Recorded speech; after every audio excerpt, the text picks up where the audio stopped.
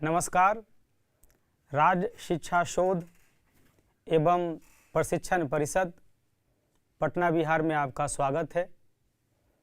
बच्चों, आज हम लोग 9वीं कक्षा के विज्ञान के अंतर्गत गति के बारे में अध्ययन करेंगे।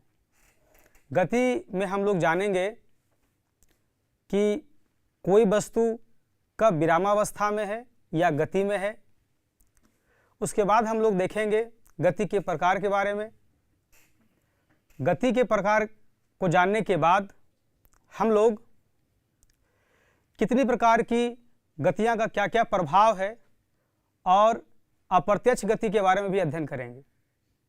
इसके साथ ही साथ हम लोग गति में किसी वस्तु को समझने के लिए एक निर्देश बिंदु की आवश्यकता होती है और कोई वस्तु गति में है या नहीं है, इसके लिए हमें ये समझना है कि वह किसके सापेक्ष हम उसकी आकलन कर रहे हैं। गति के बाद हम लोग पथ लंबाई के बारे में जानेंगे, उसके बाद विस्थापन के बारे में, चाल के बारे में और उसके बाद हम लोग एक समान गति और असमान गति के बारे में जानेंगे। तो पहले हम लोग समझते हैं कि कोई वस्तु गति में है या विरामावस्था में है, इसे हम लोग कैसे पता कर पाएंगे। बच्चों, दैनिक जीवन में हम लोग देखते हैं बहुत सारी वस्तुएं कुछ विरामावस्था में प्रतीत होती है जबकि कुछ गति में प्रतीत होती है। जैसे हम लोग पिछली कक्षाओं में पढ़े हैं कि कुछ वस्तुएं विरामावस्था में होती हैं जबकि कुछ वस्तुएं गति में होती हैं। इसकी सूची हम लोग तैयार कर सकते हैं। तो विरामावस्था में सामान्यतः कौन कौन सी वस्तुएं होती है, जैसे दीवार, चौक, कॉपी, कलम,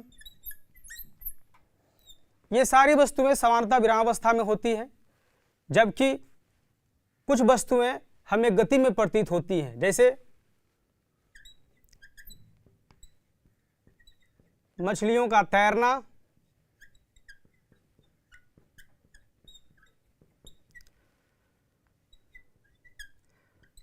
पक्षियों का उड़ना,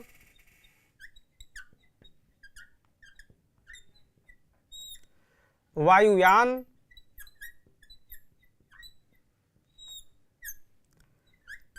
ट्रेन, मोटर गाड़ी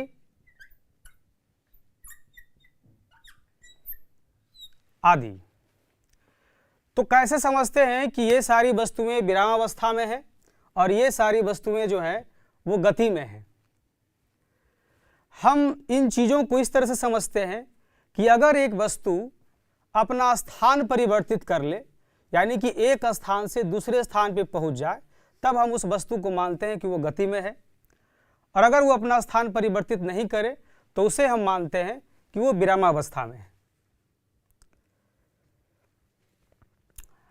अब उसके बाद हम लोग देखते हैं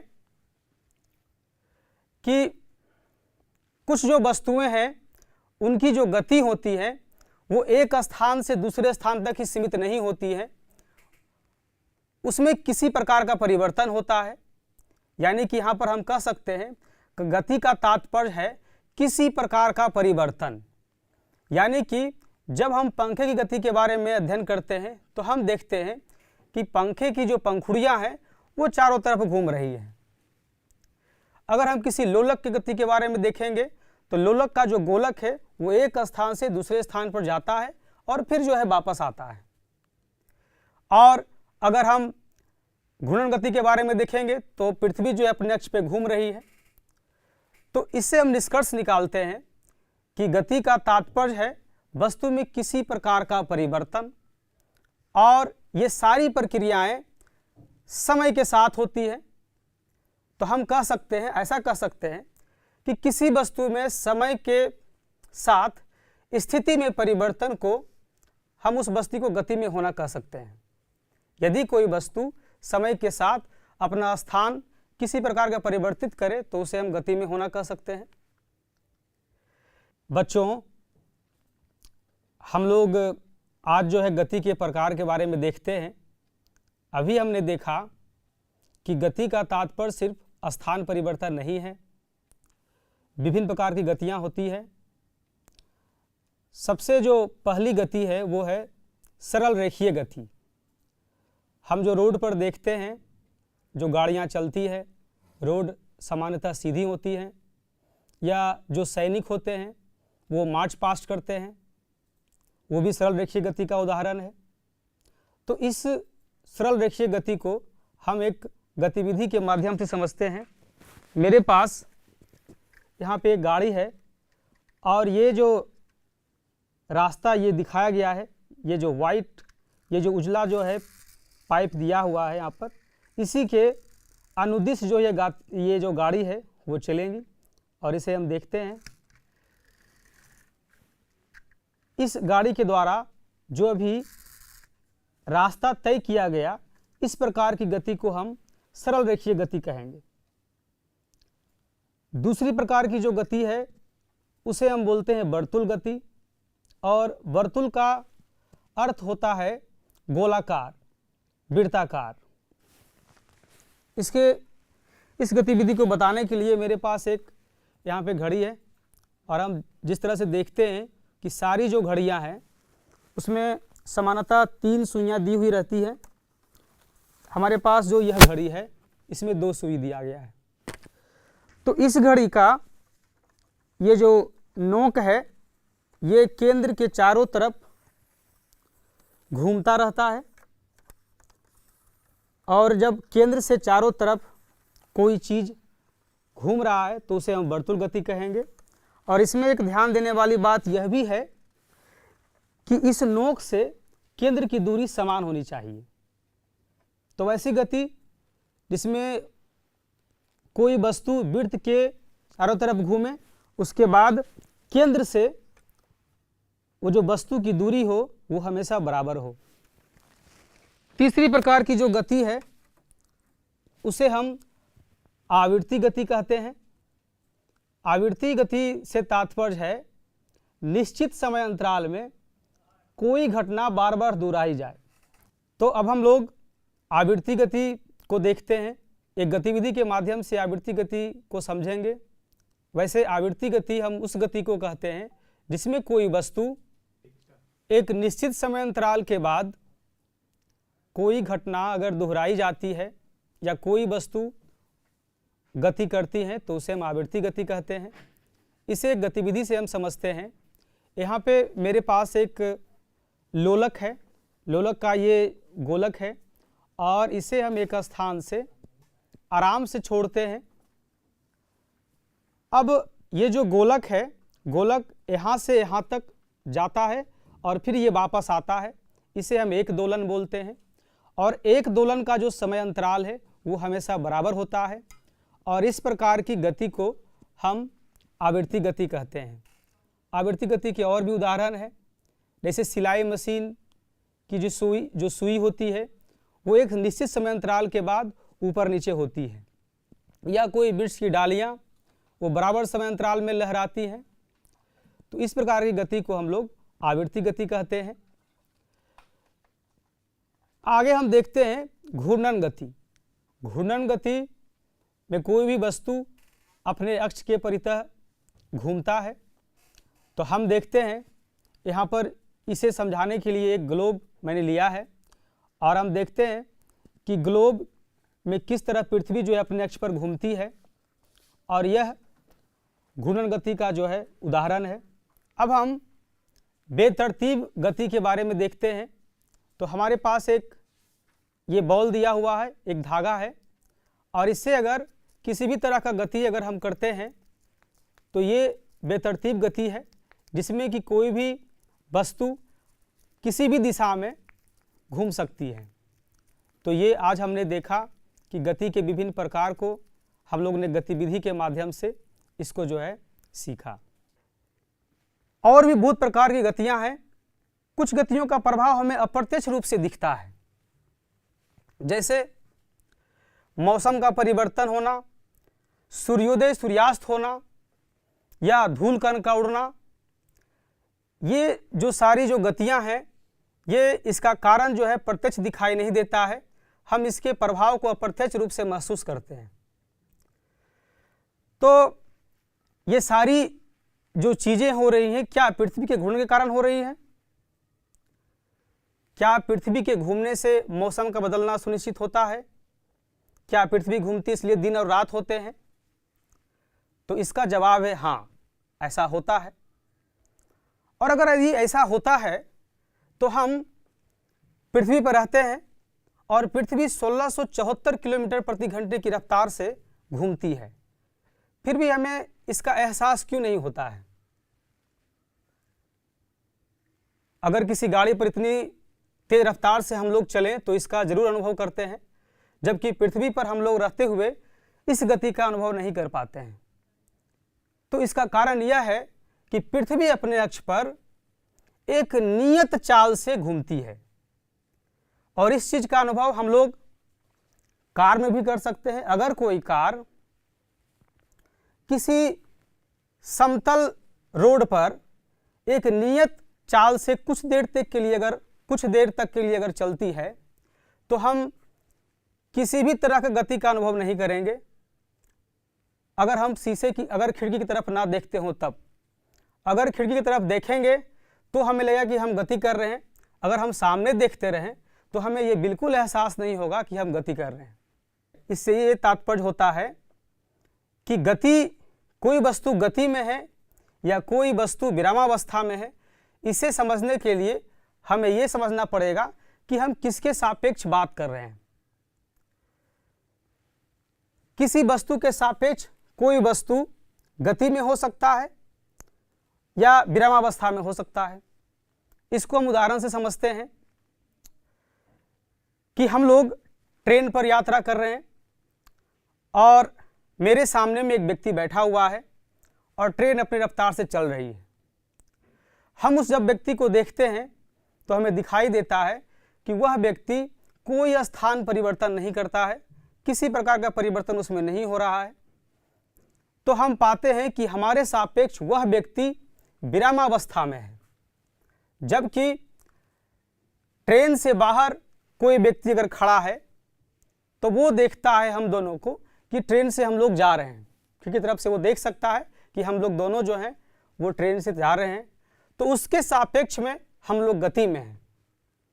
ठीक उसी प्रकार पृथ्वी पर जब हम लोग रहते हैं तो हमारी सारी चारों ओर की जो वस्तुएं हैं, सारी वस्तुएं विरामावस्था में हैं, तो हमें एहसास ही नहीं होता कि हम गति में हैं। जबकि पृथ्वी की वायुमंडल से कोई बाहर अगर व्यक्ति है तो वो देखता है तो उसे दिखाई पड़ती है कि पृथ्वी अपने अक्ष पे 1674 किलोमीटर प्रति घंटे की चाल से जो है घूम रही है। तो अब गति का परिभाषा क्या हुआ? पहले हम लोगों ने देखा था कि अगर कोई वस्तु समय के साथ स्थिति में अगर परिवर्तन उसमें अगर होता है तो वह वस्तु गति में है। अब यहाँ हम देखते हैं कि कोई भी वस्तु समय के साथ अपने वातावरण के सापेक्ष स्थिति में परिवर्तन करता है तो वस्तु गति में है। अब हम लोग ये भी देखते हैं कि गति को समझने के लिए, गति को जानने के लिए हमें एक निर्देश बिंदु की आवश्यकता पड़ती है कि कोई भी वस्तु किस दिशा में गति कर रही है, आगे पीछे या बाएं दाएं, नॉर्थ साउथ, किसी भी दिशा में गति कर रही है। इसको समझने के लिए हमें एक निर्देश बिंदु की आवश्यकता होती है। तो इस निर्देश बिंदु को समझने के लिए हम लोग एक गतिविधि करते हैं। गति को समझने के लिए हमें एक निर्देश बिंदु की जरूरत है। अगर मैं आपसे पूछूं कि ये गाड़ी आगे जा रही है पीछे, तो इसका आप क्या जवाब दीजिएगा? हो सकता है कि कुछ विद्यार्थी इसे कह रहे होंगे कि ये गाड़ी आगे की तरफ जा रही है, या कुछ बोल रहे हो कि ये पीछे की तरफ जा रही हो। ऐसा इसलिए हो रहा है क्योंकि मेरे पास कोई भी निर्देश बिंदु नहीं है। अगर हमारे पास कोई निर्देश बिंदु होगा तभी हम समझेंगे कि ये गाड़ी आगे जा रही है या पीछे की तरफ जा रही है। अब हम निर्देश बिंदु के लिए यहाँ एक निर्देश बिंदु पटना के रूप में लेते हैं और अगर हम इस गाड़ी को अब चलाते हैं तो आप देखिएगा कि यह गाड़ी जो है पटना से जो है आगे जा रही है और गाड़ी के आगे बढ़ने से पटना पीछे रह जा रहा है। तो इसलिए गति को समझने के लिए हमें एक निर्देश बिंदु की आवश्यकता होती है। अब गतिविधि के बाद हमने देखा कि किस तरह से गाड़ी रोड पे चल रही थी और हमें ये पता नहीं चल रहा था कि गाड़ी आगे जा रही है या गाड़ी पीछे जा रही है। और जब हम एक निर्देश बिंदु वहाँ पे सुनिश्चित करते हैं तब हमें पता चलता है कि गाड़ी पटना से जो है आगे जा रही है। तो इसलिए ज़रूरी है कि गति को समझने के लिए हमें एक निर्देश बिंदु की आवश्यकता होती है। अब इसी पर एक सवाल है कि अगर किसी पुलिस स्टेशन में यह सूचना मिलती है कि चोर 5 किलोमीटर की दूरी पर है, तो क्या पुलिस वाले जो है चोर को ढूंढ पाएंगे? संभवतः नहीं ढूंढ पाएंगे, क्योंकि उनको पता ही नहीं है कि चोर 5 किलोमीटर उस स्टेशन से किस तरफ है। तो अगर उन्हें पता ही नहीं चलेगा कि स्टेशन से किस तरफ है तो वो नहीं ढूंढ पाएंगे। इसके लिए उन्हें हम रेफरेंस एक निर्देश बिंदु देंगे और निर्देश बिंदु के बाद वे उसे आसानी से पकड़ लेंगे। जैसे हम कहेंगे कि वह फलना मोड़ के पास है, वो किसी होटल के पास है, किसी बस स्टैंड के पास है या पुलिस स्टेशन से जो है 5 किलोमीटर उत्तर की तरफ जो रोड जाती है वहाँ पर है, तो वह व्यक्ति पुलिस जो है आसानी से उस चोर को पकड़ लेगी। अब हम लोग देखते हैं कि गति के कारण जो है किसी वस्तु में स्थान जो परिवर्तन होता है उसका हम लोग मापन करते हैं और वह जो मापन है वही दूरी है। तो इसके लिए हम लोग जो है एक यहाँ पर एक डायग्राम बनाते हैं। तो पथ लंबाई के लिए हम लोग एक्स एक्सिस के अनुदिश एक रेखा खींचते हैं जिसमें ये मेरा निर्देश बिंदु है O और यहाँ ये 0 है और हर एक अंतराल को हम लोग 5 मीटर के रूप में लेते हैं। ये 5 मीटर, ये 10 metre, 15 metre, 20 metre, 25 metre, 30 metre और 35 मीटर। तो यहाँ O से A तक हम लोग जाते हैं A, और उसके बाद यहाँ जो 20 मीटर की दूरी है यहाँ पे हम लोग B लेते हैं और फिर 10 मीटर की दूरी पे C लेते हैं। तो O से X एक्सिस के अनुदिश एक कार जो है इस रेखा के अनुदिश जा रही है और O से A तक पहुँचती है। तो O से कोई पहले कार O के पास थी, अब A के पास पहुंच गई। तो इसके स्थिति में कितना परिवर्तन हुआ, इसे हम लिखेंगे OA। OA बराबर कितना हुआ, O से लेकर A के पास जो पथ लंबाई हुई वो हुई 35 मीटर। अब अगर इसी को हम देखते हैं कि कार O से A के पास जाती है और फिर A से B के पास आती है, तो कुल पथ लंबाई कितना हो जाएगा, OA प्लस AB। तो पहले OA हो गया 35 मीटर और जोड़ 15 मीटर, कुल 50 मीटर। तो ये जो है ये पथ लंबाई है कि कार किस रास्ते से जा रही है, उस रास्ते की कुल लंबाई को हम लोग लिखते हैं। और किसी वस्तु के द्वारा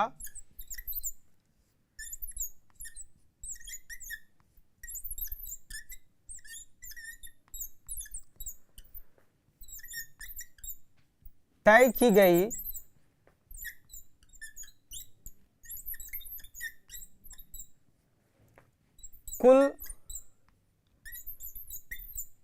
पथ की लंबाई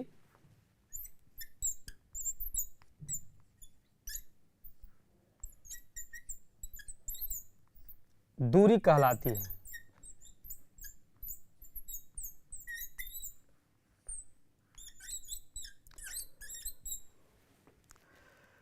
अब दूरी में सिर्फ परिमाण होता है, इसे दिशा से कोई मतलब नहीं है।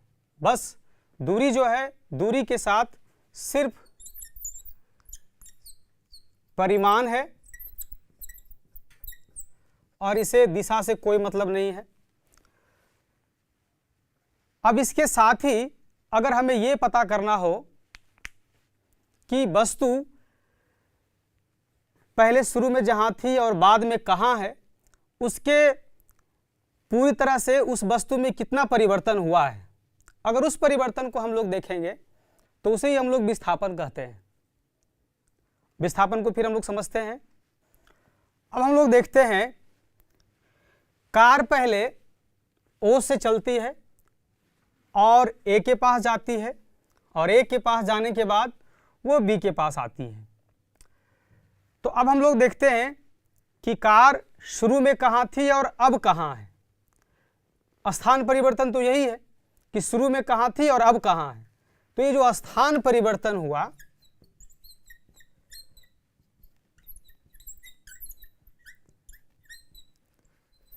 इसी को हम बोलेंगे विस्थापन।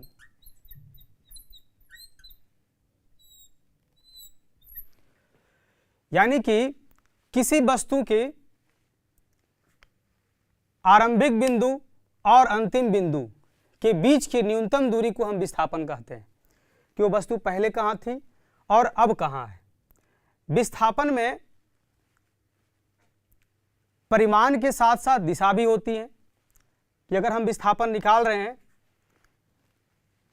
तो सबसे पहले जो विस्थापन को हम लोग लिखेंगे इस तरह से, विस्थापन बराबर अंतिम दूरी घटाव प्रारंभिक दूरी।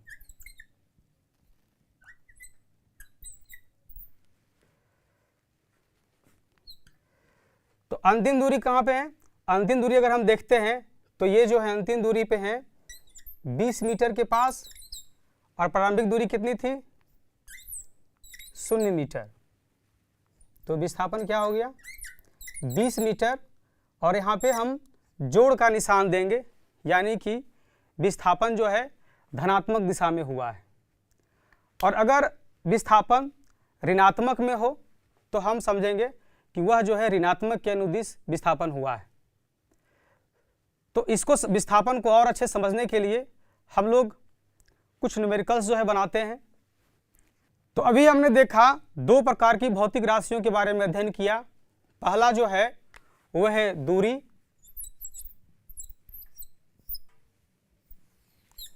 और जो दूसरा है वो है विस्थापन। दूरी में परिमाण होता है, विस्थापन में भी परिमाण है।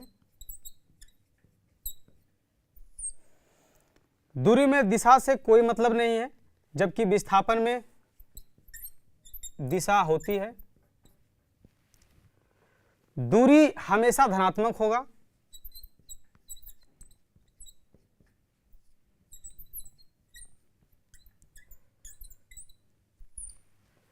जबकि विस्थापन धनात्मक,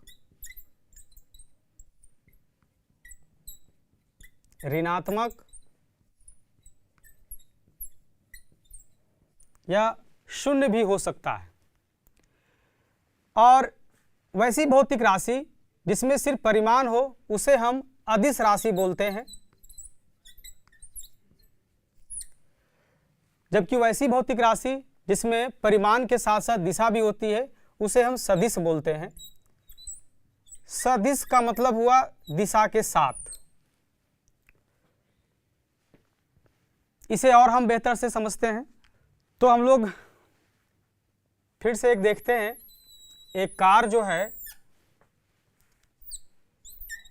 एक्स एक्सिस के अनुदिश जो रेखा है उसके संपाती जो है चलती है, और यहाँ पे हम 0 लेते हैं, और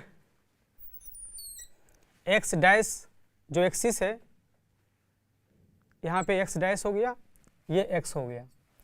तो इधर हम लोग लेते हैं ये जो बराबर समांतराल है 5 मीटर, 10 मीटर, 15 मीटर, 20 मीटर, और इधर हमारा है -5 मीटर। तो माना कि कोई कार O से A तक जाती है और फिर A से B तक वापस आती है, तो विस्थापन जो है कितना होगा ये हम लोग निकाल चुके हैं पहले। विस्थापन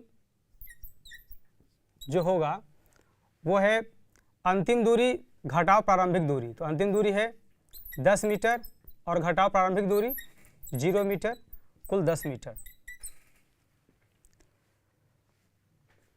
अगर हम विस्थापन इस तरह से देखते हैं कि वह कार फिर वापस O के पास आती है, तब विस्थापन क्या होगा? तब हमारा जो विस्थापन होगा उसमें अंतिम दूरी जो है वह भी है 0 मीटर और प्रारंभिक जो दूरी थी वो भी है 0 मीटर, और इस प्रकार जो है विस्थापन हो गया 0।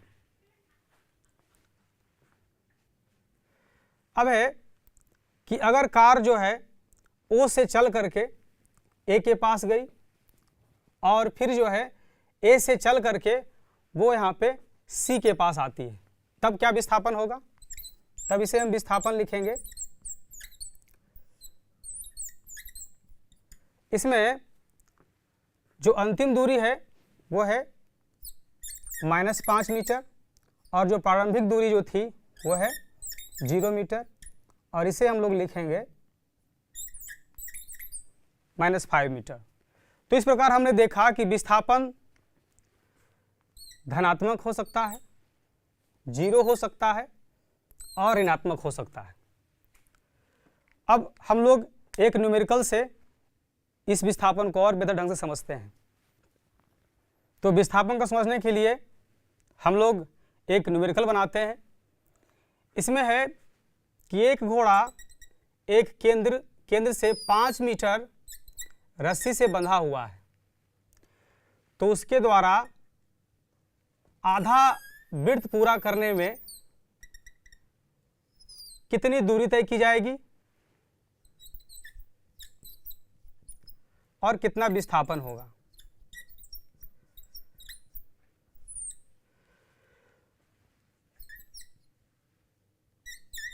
केंद्र को हम लोग वो मान लेते हैं और घोड़ा जो है A से शुरू करता है और यहाँ B तक पहुँचता है।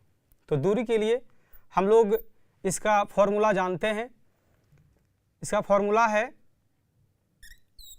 पूरे वृत्त के लिए 2 पाई r होता है, लेकिन चूंकि ये आधा वृत्त है तो इसे 2 से भागा दे देंगे, तो ये हो जाएगा हमारा पाई r, यानी कि ये जो r है वो 5 मीटर है, तो 5 पाई मीटर जो है दूरी हो जाएगा।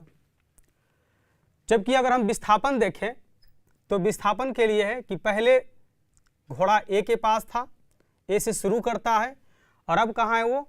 B के पास है। तो कुल विस्थापन कितना होगा? OA जो है 5 मीटर है और OB जो है वो भी कितना होगा? 5 मीटर। तो कुल जो विस्थापन हो गया वो OA प्लस OB, यानी कि 5 मीटर जोड़ 5 मीटर, कुल मिलाकर हो गया 10 मीटर। ये विस्थापन हो गया। अगर इसी प्रकार घोड़ा अगर चारों तरफ पूरा वृत्त पूरा कर लेता है तब विस्थापन कितना होगा? तो पहले घोड़ा A के पास था और फिर घोड़ा A के पास ही चला आता है, तो इस प्रकार जो कुल विस्थापन होगा वो हमारा 0 होगा, 0 मीटर। और अगर हम दूरी निकालें तो दूरी का जो फॉर्मूला है वो है 2 पाई r, तो 2 पाई गुने 5 मीटर बराबर 10 पाई मीटर होगा। इस प्रकार हम लोग ने जाना कि दूरी और विस्थापन में क्या अंतर है। अब अगली कक्षाओं में हम लोग चाल, एक समान गति, असमान गति, वेग, त्वरण के बारे में जो है अध्ययन करेंगे। धन्यवाद।